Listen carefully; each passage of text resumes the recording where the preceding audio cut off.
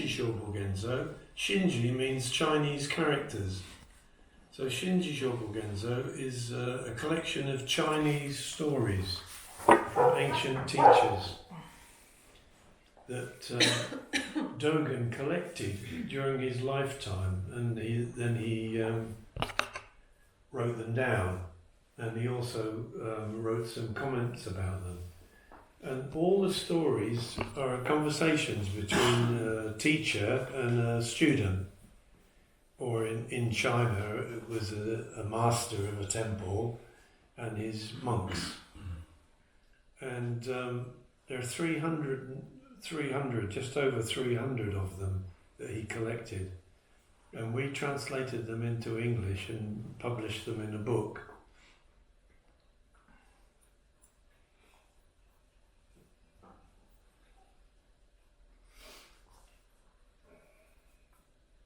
So I just have to find an interesting one,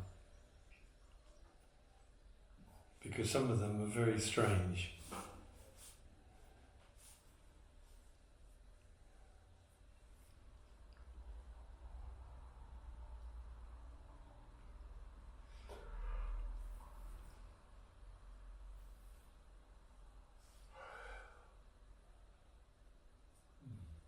Sorry.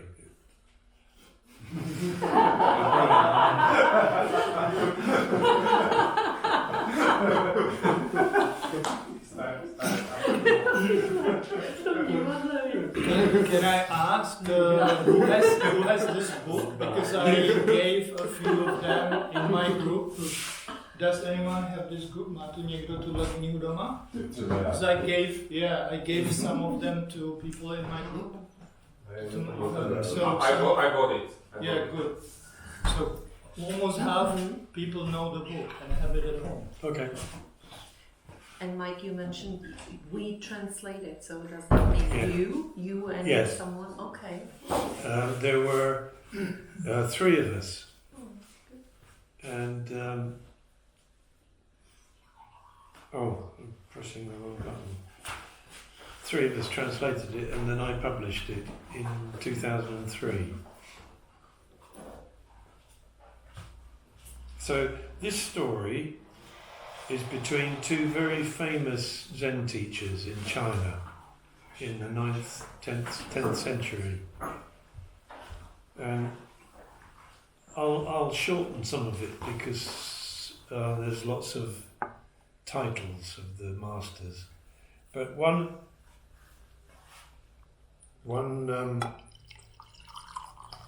master is called Master Nangaku, and he's the teacher, and he has a student called Basso. But Basso became a master later on. So in these stories, if he became a master later on, they call him master. So it sounds a bit strange that a master is talking with a master. But it's just the Chinese way of writing. Everybody has to have their title. So I'm going to change it a bit so you can understand. So monk Basso served as Master Nangaku's personal secretary. That means he helped him arrange meetings and looked after him and maybe made sure that his robes are folded properly and lots and lots of different things. Not particularly as we think today.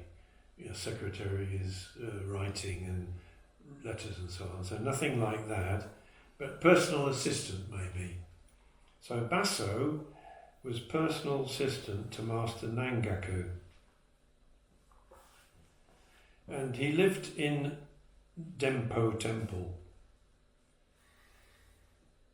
The phrase is quite interesting. He intimately received Gautama Buddha's mind seal.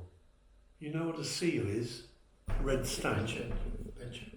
So in Chinese, mind seal is an interesting phrase. it means that he had the same mind as Gautama Buddha, sealed on his mind. So Gautama Buddha's mind was stamped on his mind. And it's a very beautiful phrase in Chinese. He intimately received Gautama Buddha's mind seal. Boom. And he lived in Dempo Temple, I'm not sure where that was, constantly sitting in zazen. He loved to sit in zazen. He was always sitting in zazen. And he was the most outstanding of Master Nangaku's students. Master Nangaku knew that Baso had exceptional ability in studying Buddhism.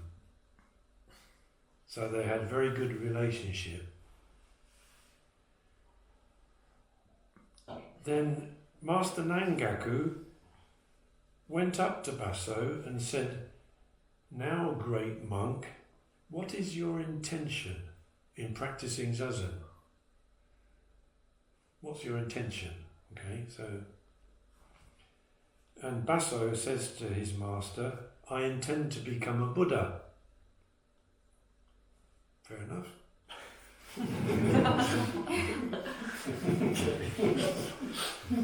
Then Master Nangaku bends down on the ground and picks up a piece of tile, the tile from the roof, and he catches hold of the tile and he finds a stone, and he starts going like this with the tile on the stone.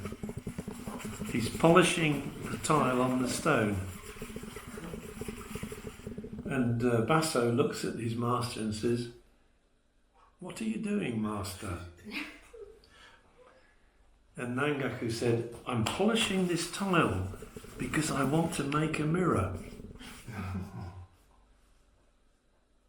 And Baso says, "How can polishing a tile make a mirror?" And Nangaku says to him, "How can sitting in zazen make you a Buddha?"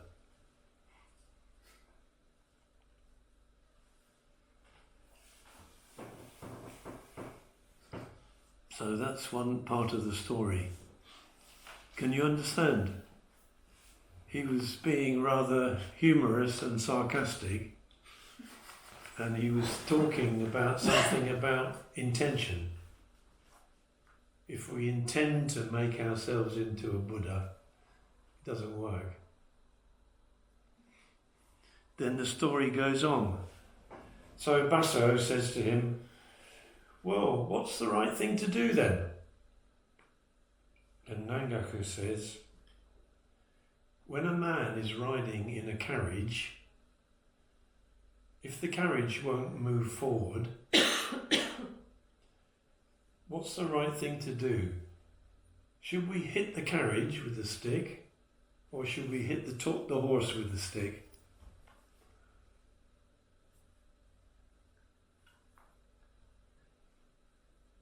And Baso couldn't find any reply. Then Nangaku said more. He said, "Learning zazen is learning that you are a Buddha in zazen. You are already a Buddha in zazen.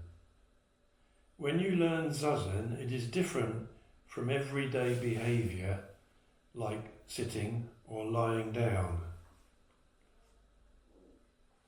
However, when you are learning that you are a Buddha in zazen, that Buddha doesn't have a fixed form. It's not a thing. It's not a person."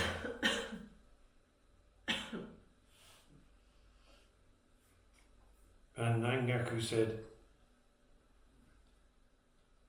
"At the moment of the present, in the universe, we should not prefer good or bad. We shouldn't choose between good or bad. when you practice being a Buddha in Zazen, you get rid of the concept, the idea of Buddha.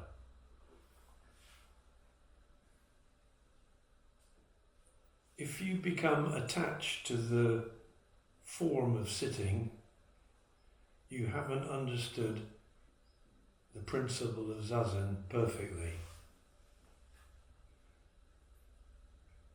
Can you understand? Strange story.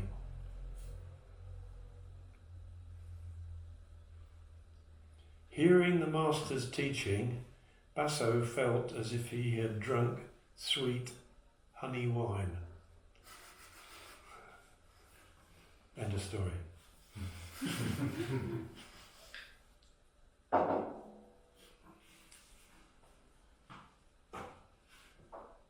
Discuss and write an essay of 2 pages each, please.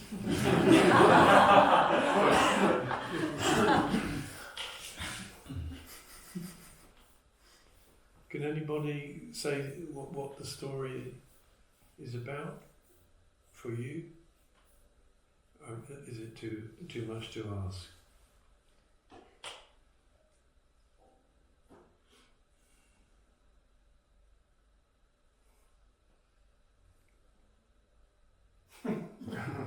Well, for me, the intention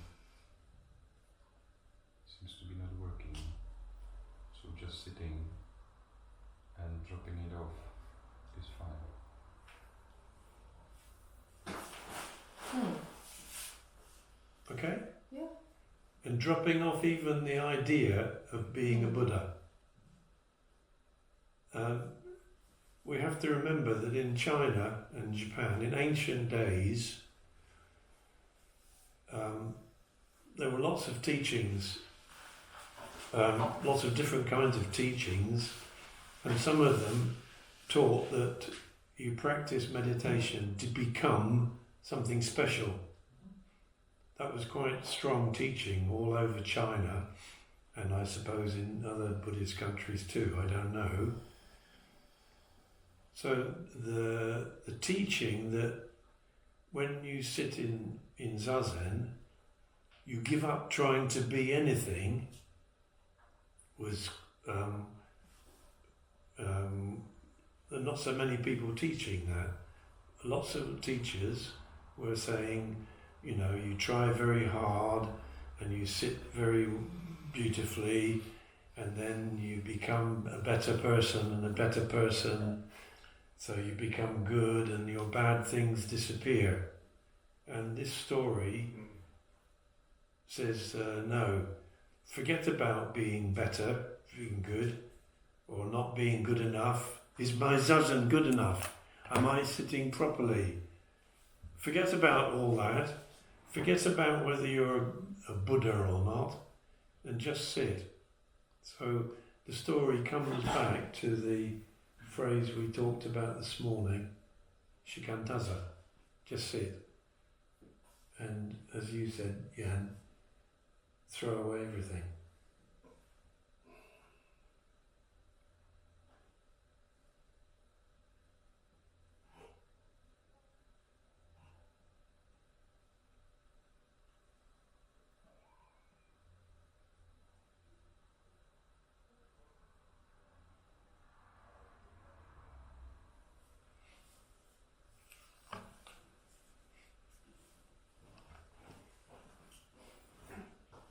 Are you going now?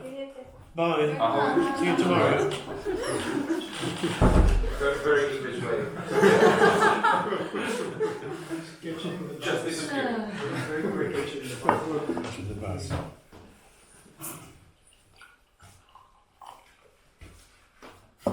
So it's not often in our lives that we do things without any purpose.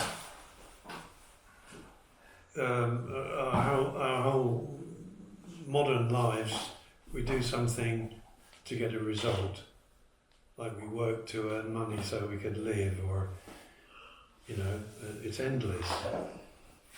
But the teachings that that I follow from Dogen are teaching us that there is something we can do which doesn't have an intention. And in modern life, it's easier to see what those kind of things are. Because even if you go to the gym and you get on the bicycle and you cycle, well, you can think that you're making your legs stronger, but actually while you're cycling, you're not doing it for any purpose, just you're cycling to cycle. So in lots of activities we can see something similar to this teaching, doing something for the sake of doing it. And lots of the stories are about life in the temple. So there's lots of these stories where a monk is sweeping the floor, and the one monk says to him, "Why are you sweeping the floor?" And he says, "Just I'm sweeping the floor." This kind of thing.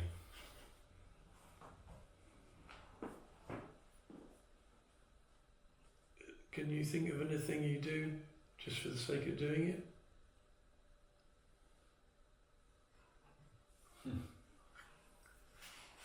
Almost not.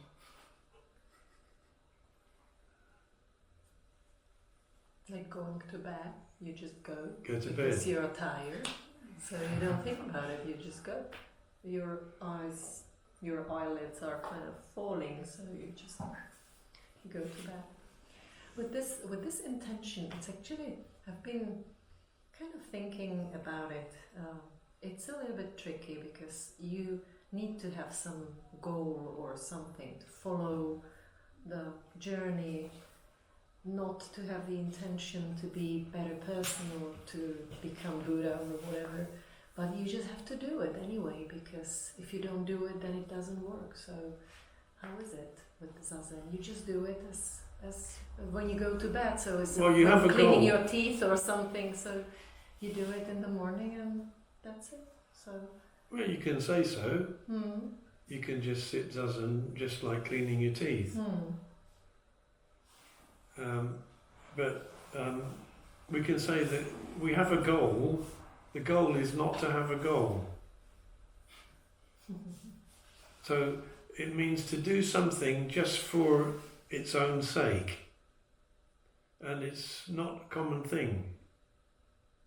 We don't think that way in modern life, just to do something for its own sake. We always think we're doing something for some result. yeah, I mean, it should be part of the routine or something, because if I don't have a goal, I don't mean the goal to reach something or to gain something, but like my goal is to have regular practice of yoga, regular practice of Zazen, at least short time, because it's refreshment in the morning, it's good for me for the whole day. So it is goal in my opinion. It is kind of goal. You can say you have a goal before you do it. But then you mean when you do it, Zazen, you give up your goal. Okay, that's and true. Interestingly, in the book Inner Tennis, this is a very important point for playing tennis. Ha! You go out onto the court, you want to win, okay? You've got a goal, very strong intention. But in the moment that you're there to hit the ball, you must forget about winning. You must drop off winning completely. If you don't, you will lose the point. So this is why I like the book Inner Tennis. Which Miriam told me about. So there are we have goals in life, But to give up our goal when we do something is it's the best way to achieve our goal. It sounds weird. But anybody who does any kind of sport seriously knows this fact. Can be art as well, like artist. Can be artist. I want to make the best picture ever. But you have to forget about your goal when you're painting. Music too. So it's in everything actually. But we don't notice the importance of dropping off our goal.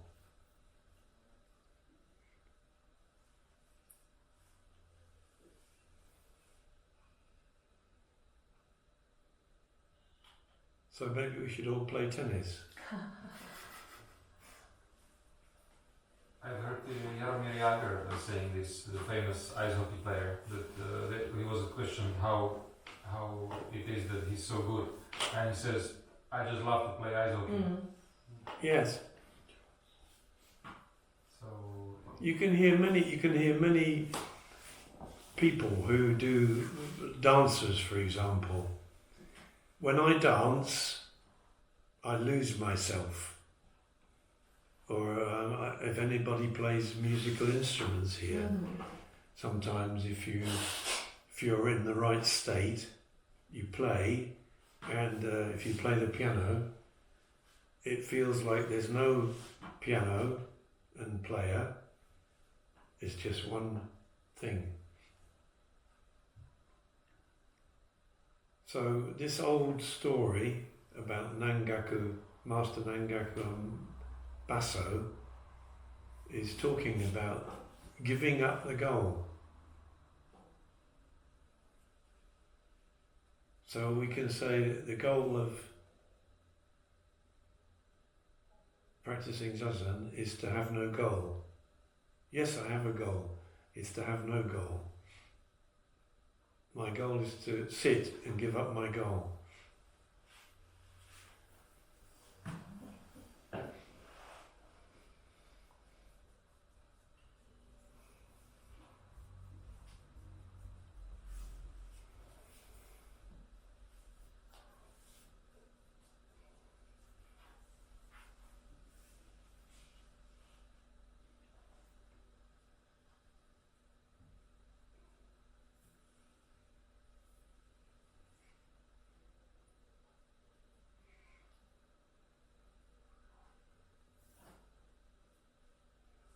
Do you want another one? Or I don't mind if you want to say things in Czech. I won't understand, but other people will understand.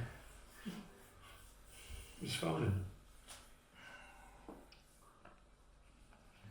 actually, this is how I get to Zazen, because I was shooting from a bow, and I found a book about Zazen and archery. And what was written in the book, to make it very short, was that when you just breathe and forget about that you are shooting correctly. Once you start thinking there is some object to be hit and that you are on a competition and so on, you never do it correctly. Yes. And I found this working, because when I was just breathing, the arrows were flying really automatically there. It was just breathing and it was just flying. And when I started to think whatever small thought, it was like in the mirror of my thoughts, if they are there or not. It immediately appeared on the target. Yeah. I was not hitting the center, or I was not hitting. It was not hit. I can say it like that. So after, I don't know, a couple of years, 2-3 years of technique, you just develop the technique, you can only focus on your breathing and will fly there. You can really forget about it. So that's my experience, and that's how I found Zazen, because then I can have the same thing but without archery. Was it a book in Czech or English? I think it's also in English. Zen and the Art of Archery. Probably, yeah. Herigal was, I think. It's quite a famous book, isn't it? Yeah, I found it when I was something like 16. I started the archery when I was 14. So if you read a book like that, you can see something. But there's a big journey between seeing it in the book and living like that. Because modern life makes us think about what we're doing all the time. For instance, I give talks. I've been giving talks for 20 years. And when I started giving talks, I would be nervous. So I have to think what I'm going to say. But after 20 years, I realised that if I open my mouth, I say something. And as long as I don't get embarrassed by myself, which I stopped doing, then I don't have any intention to say something most of the time. So it's in everything. So this ancient story about not having intention is in everything, really. In our actions, when we act, we can give up our intention.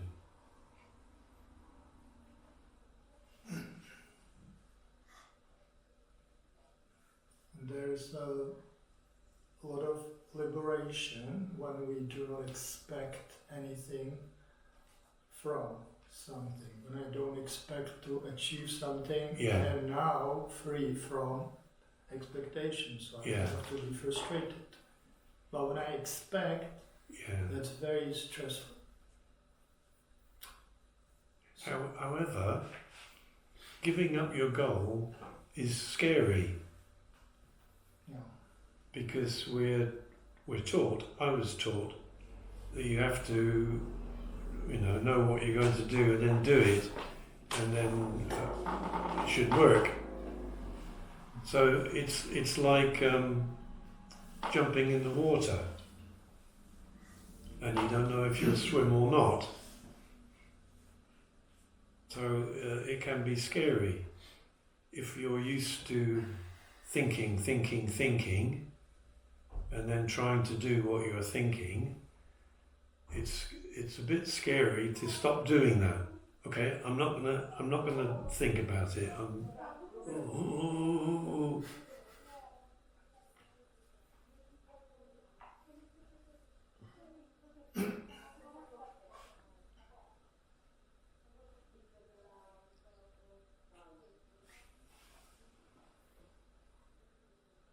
So, what comes next? If we have time, we can read another one. I'll find another one. I can turn this on.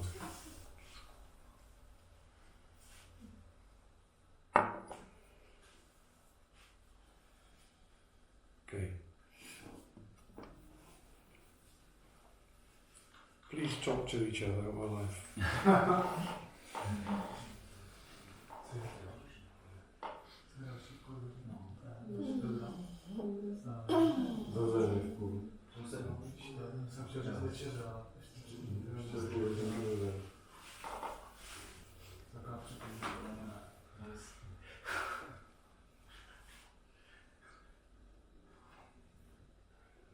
This is...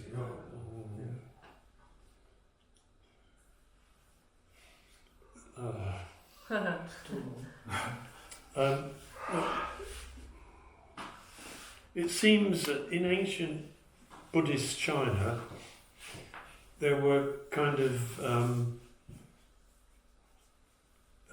well-known phrases in Buddhism that monks would ask their teacher, and they became quite well known. What's the sound of one hand clapping? Everybody heard that. Or blah, blah, blah, blah, blah. So one very common question in ancient Chinese Buddhism was connected with an Indian monk who came to China to teach them how to practice Zazen. And his name was Bodhidharma.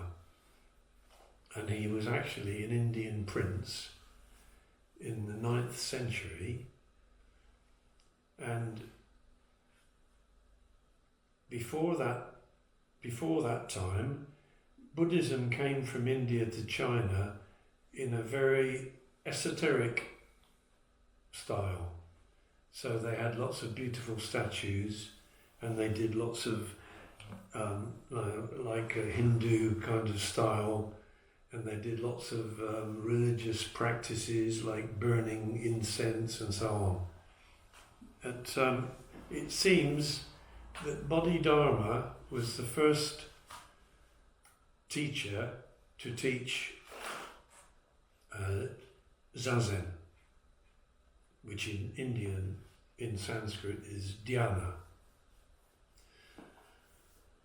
So he came from India to China, and there's lots of stories about what happened to him. But one question that monks would ask is this: what was Bodhidharma's intention when he coming from China to China from India? Sounds a strange question, really. What was Bodhidharma's intention in coming to China from India? Why did he come, in other words, really? What did he come for? And the master said he just acted as he was. He just acted as he was. And the monk said, would you tell me again what you just said in a way that I can understand it? And the master said, come here. And the monk came. And the master said, remember this. That's the end of the story. Can you understand?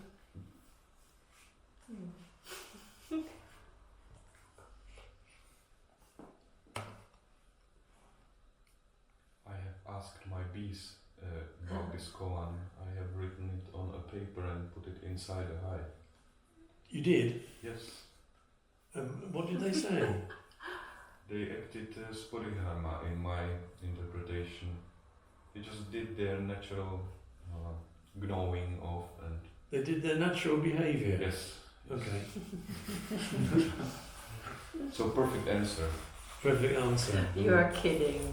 You're kidding. No, You really did that? Yeah, I saw. Wow. That's what I do, yeah. I saw. Wow, the you're picture. asking. Oh, that's amazing. So, That's why you know about honey so much. Ah. Yeah, yeah. Mm. natural behaviour. Mm. People often ask me why I came back from Japan to England. People in England. They say, why did you come back? They're thinking, it must be great in Japan, blah, blah, blah, blah, blah, blah. And I always make up answers. You have to answer somebody. Well, in Japan things were not so easy, and I didn't have such interesting work, and I make up more reasons. But actually, I don't have a reason. I just came, actually. So we need reasons. So we give reasons.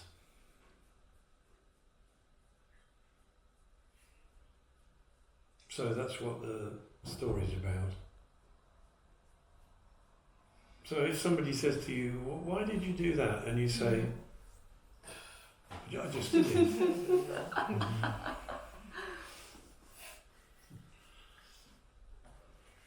People think, oh, okay. Well, actually, it's very truthful.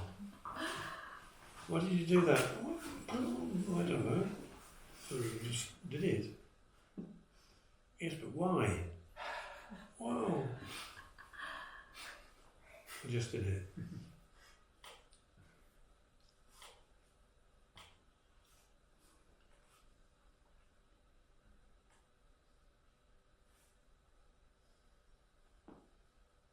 Oh, good. We can stop now. 10 minutes.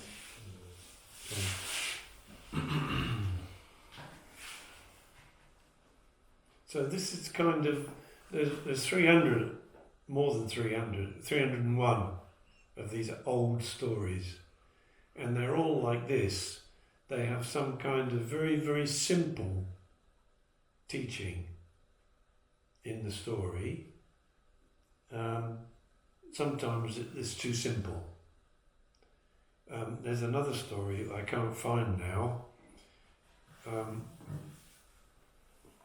where the monk says to the master, how did Gautama Buddha, the Buddha, how did he teach people? And the master says, well,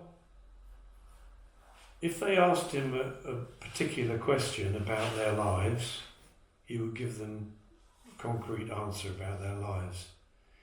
If he asked them a general question about life, he gave a general answer. That's the story. You think, oh, okay. But it's talking about something a bit deep, simple and deep, which is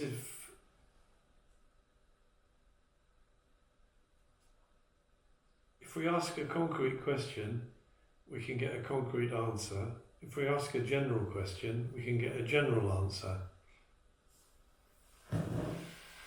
Oh yeah, everybody knows that. Everybody knows that.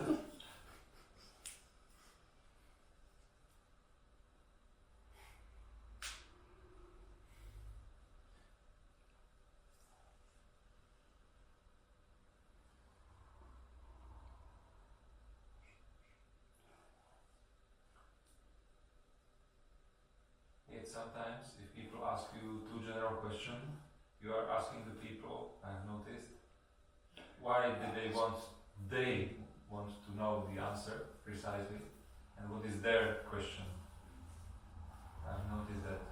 So I do. yeah, sometimes when the people are asking too general philosophical questions and Abstract Abstract. questions. People love to ask abstract questions because it's not so embarrassing.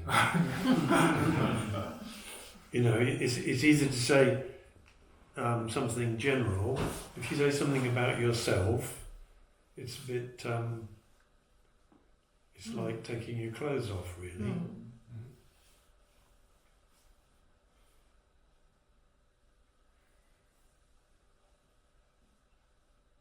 And then after probably answering just general answer doesn't make sense to such abstract questions.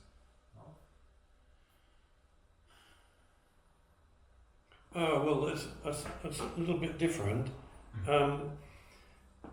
I find people in the West like to generalize. So it takes about this much of a second to generalize in our brain. So we hear something and then we immediately generalize it and make it an abstraction. And then we discuss the abstraction.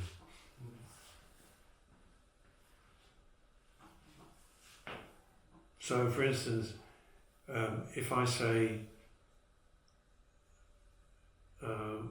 reality is here and now. Everybody starts talking about reality is here and now. But I mean here and now, this here and this now and this reality. But we turn it into an abstraction. Oh yeah, reality is here and now, yes I know that. And then we talk. about, you know, well, sometimes reality is not here. So, in that kind of situation, I want to point this here and now.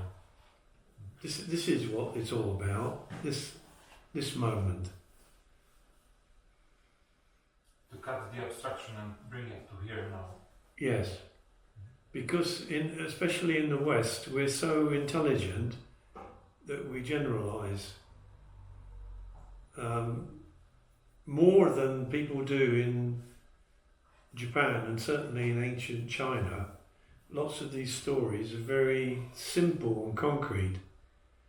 They didn't generalize, it didn't make a general principle.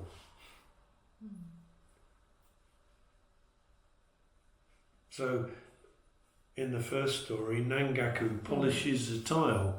He doesn't say, Basso, you must remember that you shouldn't have an intention when you're sitting in Zazen, because Zazen is not having an intention, blah, blah, blah, blah, blah, blah, blah, blah. No, he did something concrete. You know, stupid. So it seems that certainly in ancient China and in ancient Japan, people didn't need to generalize so quickly. But in the West, we've developed our theories to such an excellent level that we need quickly to generalize and get, you know, there's a big plane crash.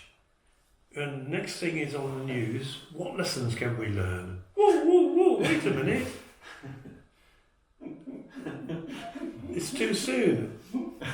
The plane crashes happen, you know, it happens all the time. Something happens, we must talk about in general and learn the lesson so it doesn't happen next time. Well, what about dealing with what's here now? And it's part of our culture, part of our Western civilization. It's a habit. It's a habit. Yeah. We need a general rule.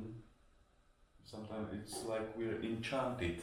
I remember some moments when you were pointing at now and here, Yeah. and we were not able to get off the enchantment, and still the magic habit was, no, but I think that, no, now. And Yes. still working. Yes. And in some of the ancient stories, when this happened, the master would hit the monk with a stick or turn the table over, which is the same thing. It's saying, no, here, stop it. You can generalize tomorrow. You can't. Tomorrow never happens.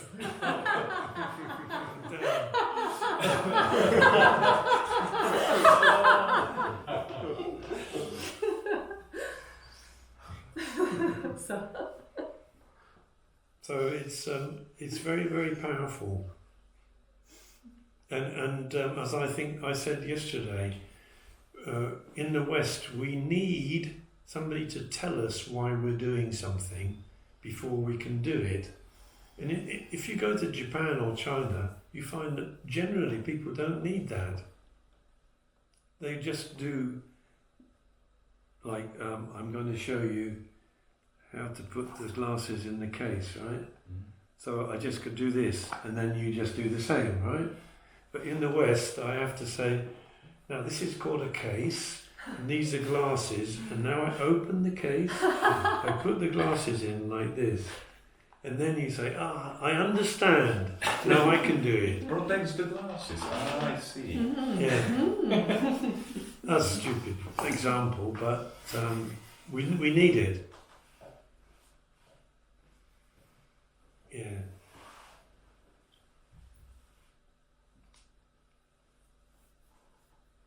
So you can stop now.